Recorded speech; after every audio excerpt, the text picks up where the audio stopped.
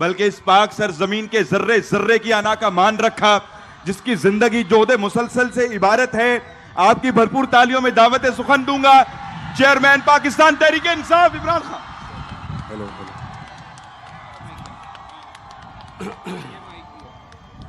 ये ज्यादा है। बिस्मिल्लाहिर्रहमानिर्रहीम। इय्याका नअबुदु व इय्याका नस्तईन।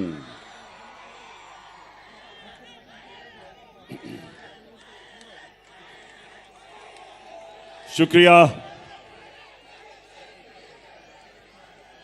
मैं सरगोदा यूनिवर्सिटी का शुक्रिया अदा करता हूं कि आज उन्होंने मुझे दावत दिया।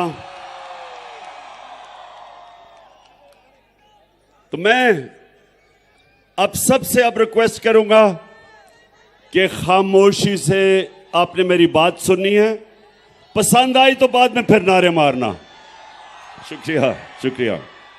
अच्छा, अभी बस आया, सब पता चल गया, सुन ले आप मेरी बात। अच्छा देखें, मुझे पता चला कि जो गवर्नर पंजाब, सुन ले, आराम से सुनने, आज आपने मेरी बात, पता नहीं कब मौका मिलेगा फिर से आपसे बात करने का। मैं सबसे पहले गवर्नर पंजाब, जो चांसलर है सरगोदा यूनिवर्सिटी का, गवर्नर साहब जरा मैं आपसे मुखातिब हूं। अब सबके सामने, सरगोदा यूनिवर्सिटी के स्टूडेंट्स के सामने, मैं गवर्नर पंजाब से मुखातिब हूं। मैं सबसे पहला सवाल, गवर्नर साहब, कि ये आपको किसने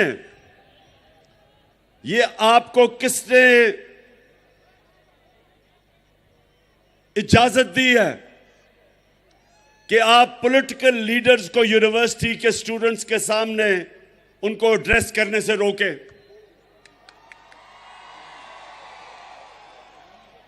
मैं ऑक्सफोर्ड यूनिवर्सिटी 3 साल था। ऑक्सफोर्ड यूनिवर्सिटी के लिए बड़े बड़े, सिर्फ बर्तानिया के पॉलिटिशियंस नहीं, इंटरनेशनल पॉलिटिशियंस इनवाइट करते थे, अभी भी करते हैं, और वो स्टूडेंट्स को एड्रेस करते थे। मुझे, जब से मैंने यूनिवर्सिटी छोड़ी, 3 दफा ऑक्सफोर्ड यूनिवर्सिटी ने मुझे इनवाइट किया है, बल्कि अभी फिर इनवाइट किया है कि मैं यूनिवर्सिटी के सामने आके एड्रेस करूं। तो मैं ये इस गवर्नर से पूछता हूं कि ये यूनिवर्सिटीज नर्सरीज होती हैं फ्यूचर लीडर्स के लिए। जो मुल्क के लीडर्स होते हैं वो आप जैसे नौजवान जो यूनिवर्सिटी एजुकेशन लेते हैं, आप फ्यूचर लीडर्स होते हैं। तो अगर आपके सामने पॉलिटिकल लीडर्स ना आके एड्रेस करें तो आपकी पॉलिटिकल तरबियत कैसे होगी? कैसे आपको पता चलेगा? आप अपना नजरिया कैसे बनाएंगे? कैसे आपको पता चलेगा कि लीडरशिप क्या होती है? क्योंकि आपने इंशाअल्लाह इस मुल्क के फ्यूचर लीडरशिप मेरे सामने बैठी हुई है। सो गवर्नर, खुदा के वास्ते इन चोरों की बातें ना सुनो जो ऊपर बैठे हुए हैं। इमरान खान को यह कौम 50 साल से जानती है,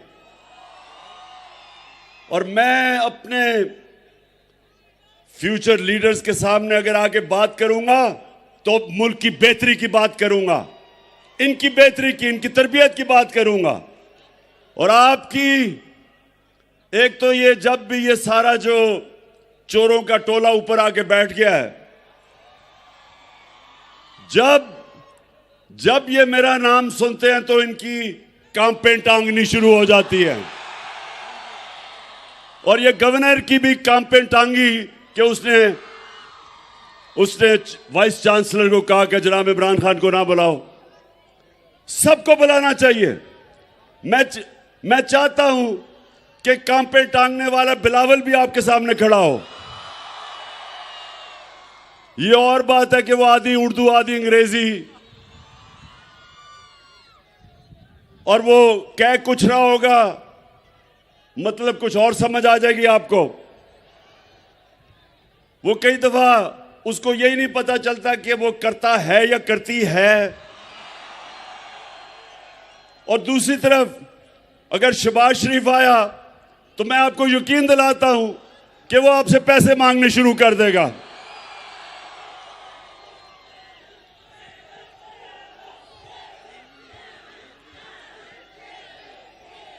हाँ, और आप डीजल साहब को भी इनवाइट कर सकते हैं। यहां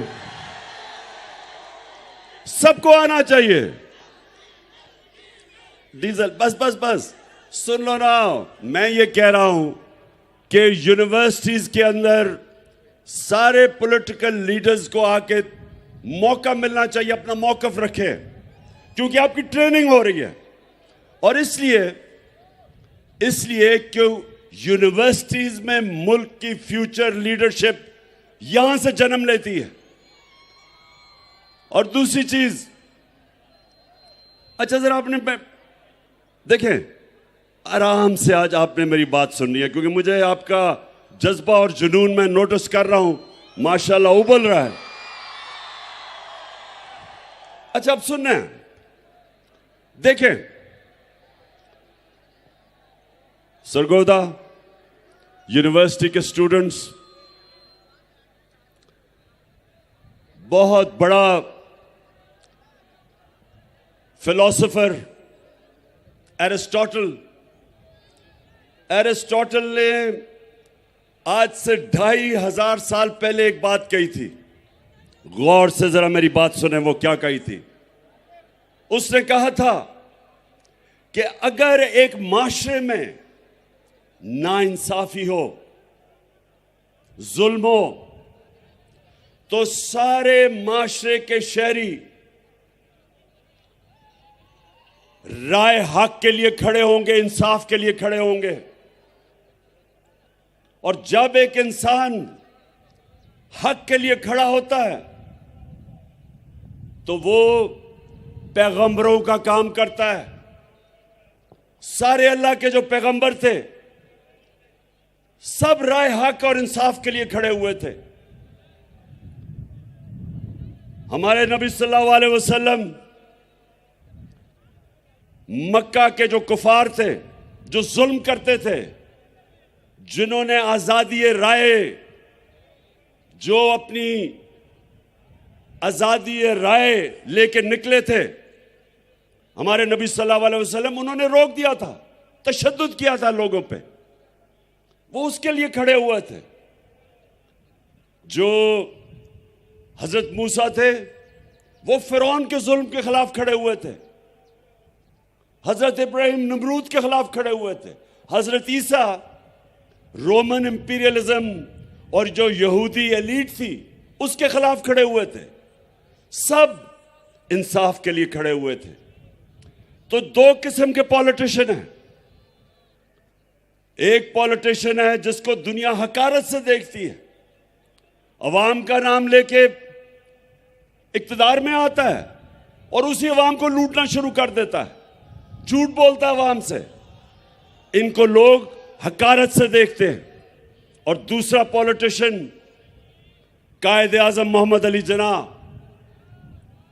कायदे आजम एक बड़ी ख्वाब इंसाफ के लिए, मुसलमानों के हकूक के लिए निकले थे कि हिंदुस्तान में हमें हकूक नहीं मिलेंगे, इसलिए वो निकले थे। 40 साल स्ट्रगल थी।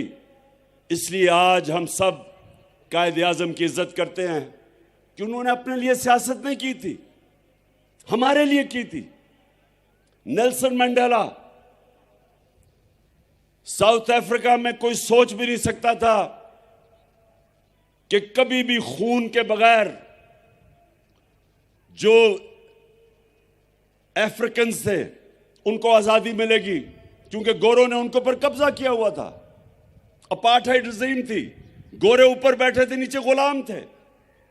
तो नेल्सन मंडेला 27 साल उसने स्ट्रगल की, 27 साल जेल में गुजारे, लेकिन अपने मौकफ से पीछे नहीं हटा। और जब तक साउथ अफ्रीका रहेगा, चाहे वो गोरा हो या काला हो, सब नेल्सन मंडेला की इज्जत करेंगे, क्योंकि उसने अपनी जात के लिए पॉलिटिक्स नहीं की। और हमारे नबी सल्लल्लाहु अलैहि वसल्लम, हम क्यों उनसे इतना प्यार करते हैं, हम क्यों इश्क करते हैं उनसे?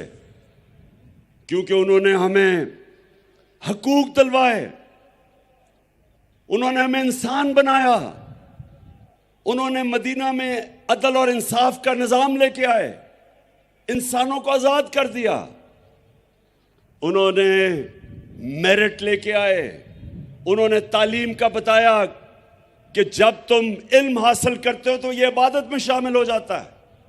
उन्होंने वो लोग जिनकी कोई हैसियत नहीं थी, दुनिया की इमामत की उन्होंने। वो अरब जिनकी हैसियत नहीं थी, 2 सुपर पावर्स थी मशरिक और मगरिब में। ये दुनिया की तारीख का सबसे बड़ा इनकलाब था कि उन्होंने उनको उठा के लीडर्स बना दिया, हर सहाबी लीडर बन गया।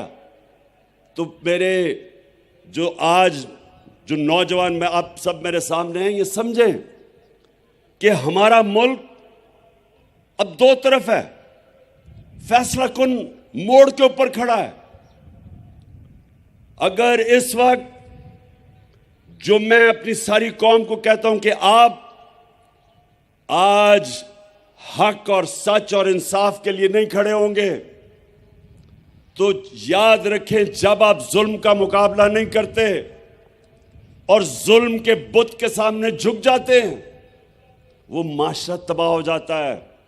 हजरत अली का कौल है कि कुफर का निजाम चल जाएगा, लेकिन जुल्म और ना इंसाफी का निजाम नहीं चल सकता।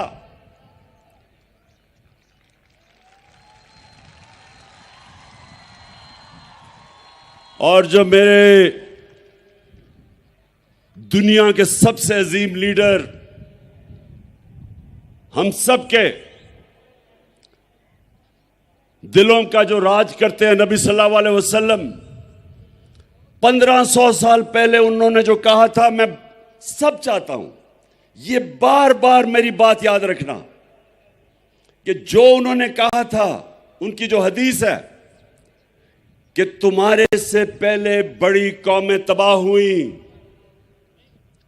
जिधर कमजोर छोटा चोर चोरी करे तो जेल में, और बड़ा डाकू जब चोरी करे तो उसका वो ना पकड़ सके जो मुल्क, उसको एनआरओ दे दे, वो तबाह हो जाता है।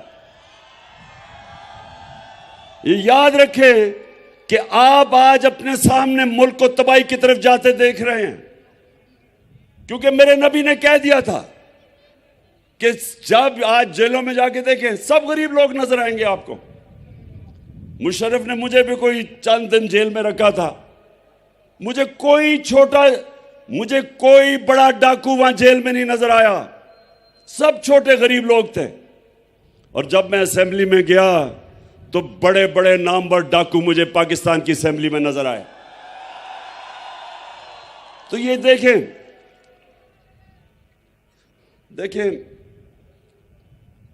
मैंने सारी दुनिया देखी है, शायद ही किसी को अल्लाह ने इतना मौका दिया हो कि उसने मगरिब में भी टाइम गुजारा, उनका सिस्टम देखा, क्रिकेट की वजह से सारी दुनिया के तकरीबन मुल्क देखे, सब दुनिया देखी मैंने।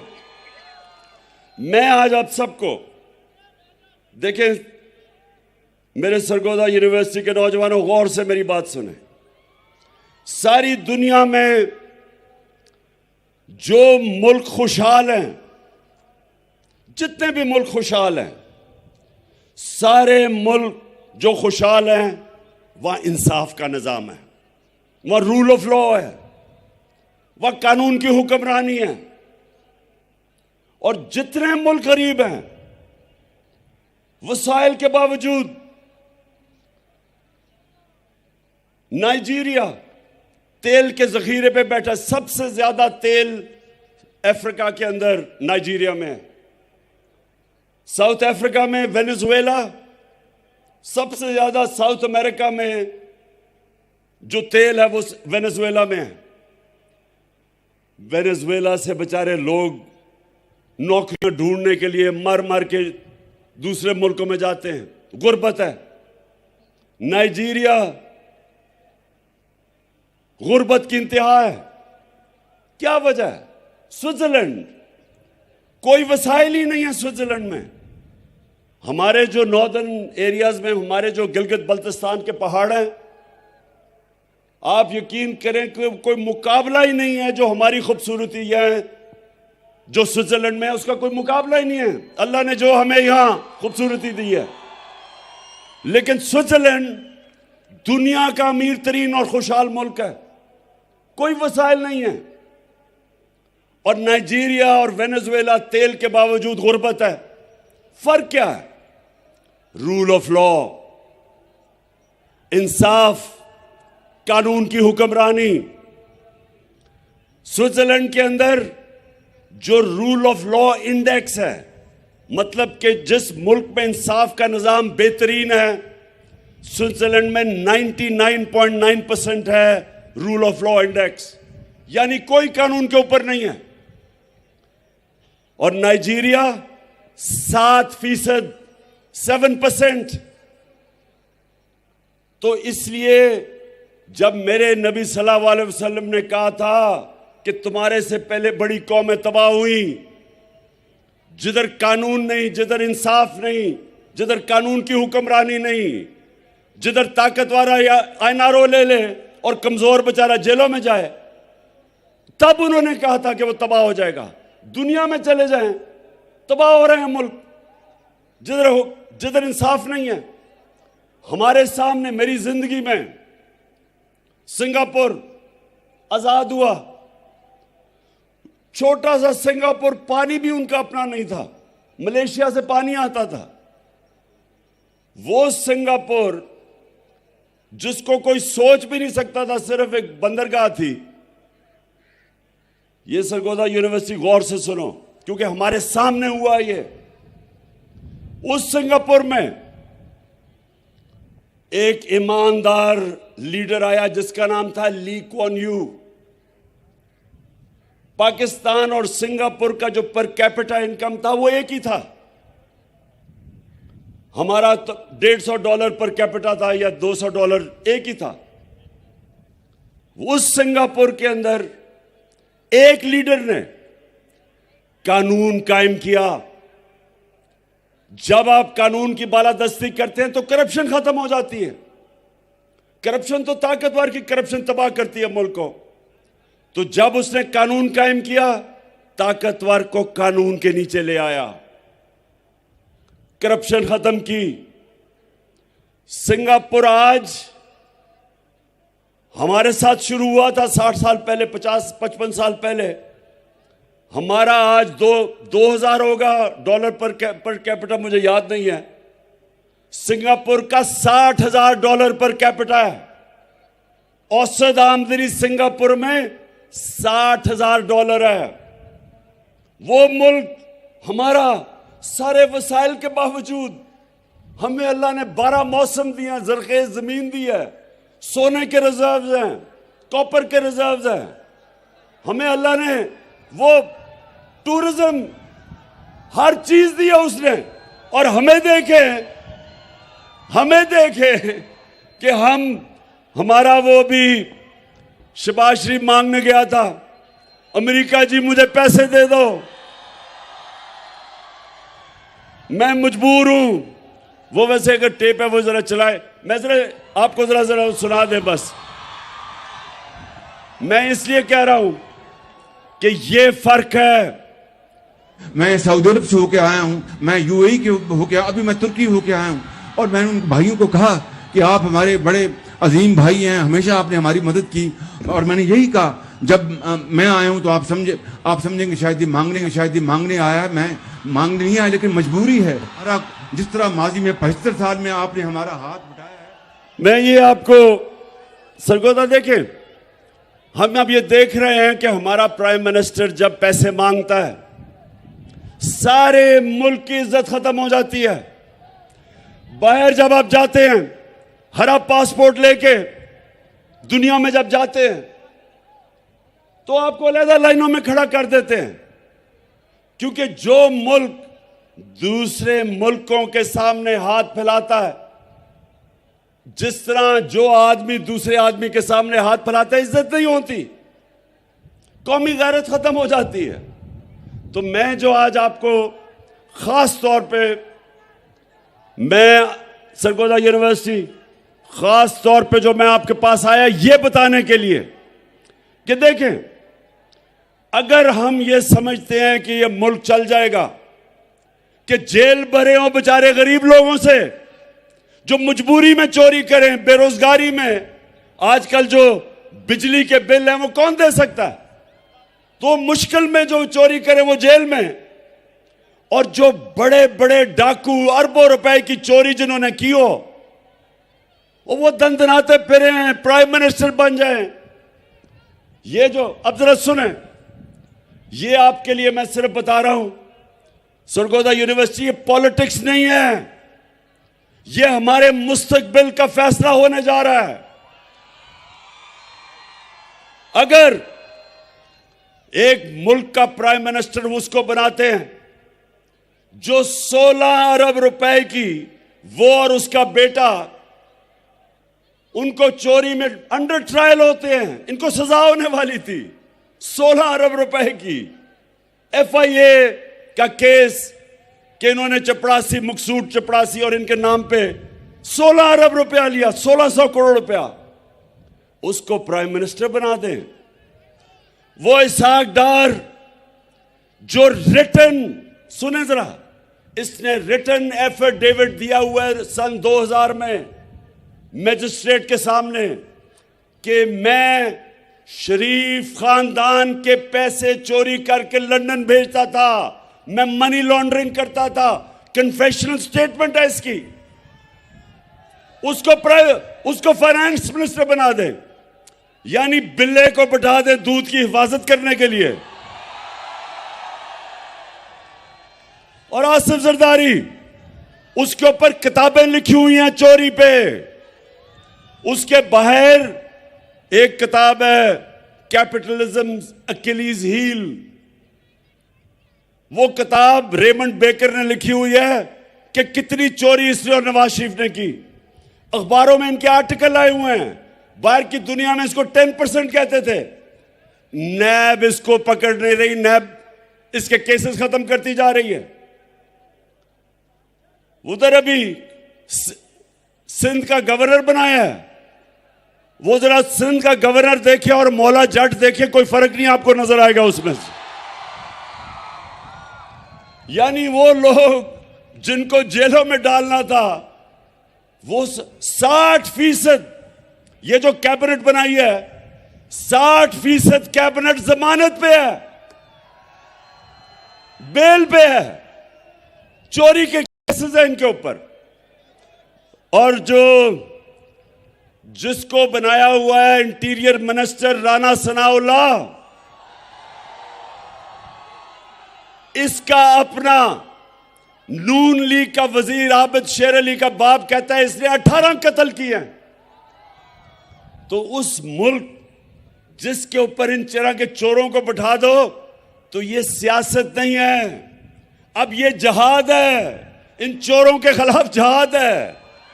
और ये नौजवानों ये याद रखें कि एरिस्टोटल ने तो कहा था 2500 साल पहले, लेकिन अल्लाह ने कुरान में हमें हुक्म दिया है, अल्लाह ने हमें हुक्म दिया है अमर बिल मारूफ व नही अनिल मुनकर, कि अच्छाई के साथ खड़े हो और बुराई के खिलाफ खड़े हो। हुक्म है अल्लाह का कि जब आप देखते हैं कि माशरे में बुराई है, तो आप सबके ऊपर फर्ज है कि आप बुराई के खिलाफ खड़े हो और अच्छाई के साथ खड़े हो। अल्लाह ने आपको इजाजत नहीं दी न्यूट्रल होने की, या जब आप देखते हैं, ये सुन लें मेरी बात, कौमें माशी तबाही कभी पहले नहीं आती, पहले एक कौम इखलाकी तौर पे मरती है, फिर माशी तौर पे मरती है। मौलाना रूमी से किसी ने पूछा कि मौलाना साहब एक कौम कैसे मरती है? मौलाना रूमी ने कहा कि वो कौम जब अच्छे और बुरे के बीच में तमीज करनी खत्म करती है, मर जाती है। इखलाकी तौर पे जब कौम मरती है तब कौम खत्म होती है। जर्मनी और जापान दूसरी जंग अजीम में तबाह हो गए थे। एक बिल्डिंग नहीं खड़ी थी उधर। जापान के ऊपर 2 एटम बम गिरे थे, 10-10 साल में खड़े हो गए। 10-10 साल में दोनों कौमें खड़ी हो गई, क्योंकि आप बिल्डिंग्स को तो बम मार के गिरा सकते हैं, लेकिन इखलाकियात को बम मार के नहीं मार सकते। इसलिए अल्लाह का हुक्म है अमर बिल मारूफ, और दूसरा उसने जिहाद हमारे पे फर्ज किया है। अल्लाह ने कहा है कि नाइंसाफी के सामने खड़े हो, जुल्म का मुकाबला करो, ये उसका हुक्म है। तो जो मैं आज सारी अपनी कौम को तैयार कर रहा हूं, इंशाअल्लाह चंद दिनों में मैं अपनी मार्च अनाउंस करने लगा हूं।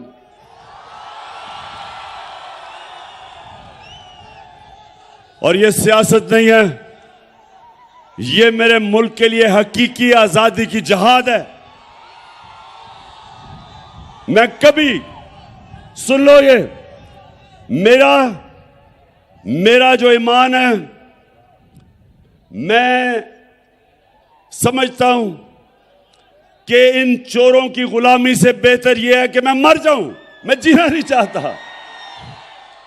इंसान को मर जाना चाहिए बजाय इन चोरों की गुलामी करे, क्योंकि वो मौत है जो चोर जब ऊपर बैठ जाए कौम मर जाती है। और कौम आज देख लें कि सारी जगह पैसे मांगते फिर रहे हैं। 6 महीने पहले जब ये आए हैं चोर, तो तब क्यों नहीं ये हालात थे? आज हर किस्म की माइशत भी नीचे, महंगाई उस्मानों पे, बेरोजगारी उस्मानों पे, हर किस्म की चोरी डकैती बढ़ती जा रही। क्यों? क्या हुआ है? कौन सी क़यामत आई 6 महीने में कि मुल्क के ये हालात हो गए? किसी मुल्क पे भी आप चोर ऊपर मुसल्लत कर दे, मुल्क तबाह हो जाएगा। आपको दुश्मनों की जरूरत नहीं है। और हम आज सारी कौम एक तरफ खड़ी हो गई है, और ये जो चोर है ये एक तरफ खड़े हो गए हैं। कौम इधर है, चोर इधर है। जब इलेक्शन होती है हम हार जाते हैं, अपने अंपायर खड़े करके भी हार जाते हैं। और मेरा ये चैलेंज है,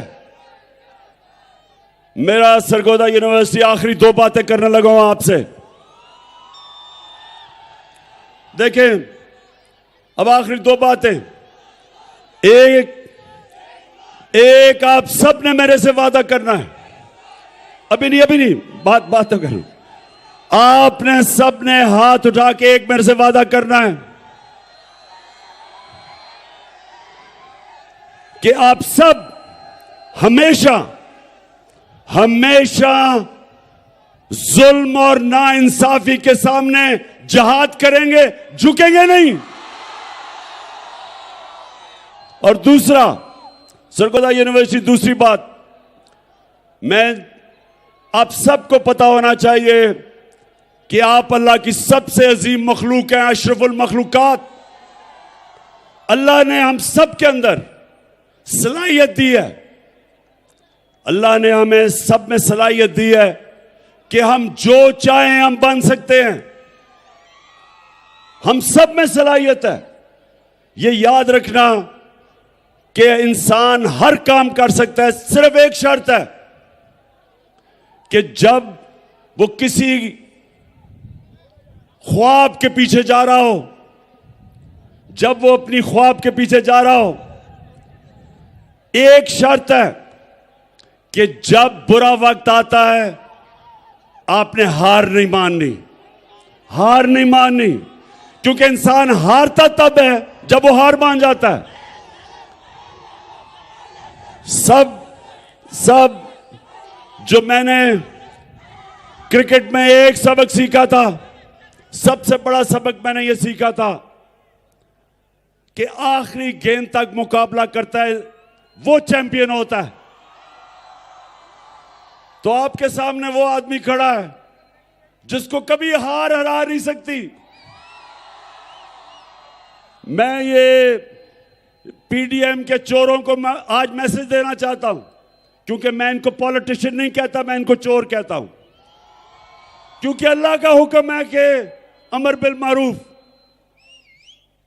सच को सच कहो, हक को हक कहो, अच्छाई को अच्छाई कहो, बुराई को बुराई कहो। ये वो लोग हैं जो लूटते हैं मुल्क को 30 सालों से। मैं इनको पॉलिटिशियन नहीं कहता, मैं इनको चोर कहता हूं।